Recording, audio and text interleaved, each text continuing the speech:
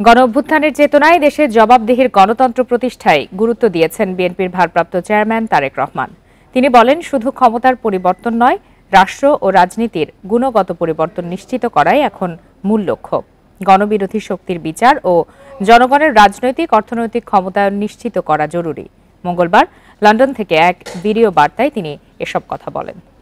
গণ অভ্যুত্থানে চেতনা ও লক্ষ্য সুসংহত করতে হলে বিতাড়িত গণবিরোধী শক্তিকে আইনের মুখোমুখি করার পাশাপাশি জনগণের রাজনৈতিক এবং অর্থনৈতিক ক্ষমতায়ন অত্যন্ত জরুরি। ক্ষমতার পরিবর্তন মানেই আমার কাছে শুধু রাষ্ট্র ক্ষমতার হাতবোতল নয়, ক্ষমতার পরিবর্তন মানে রাষ্ট্র এবং রাজনীতির গুণগত পরিবর্তন।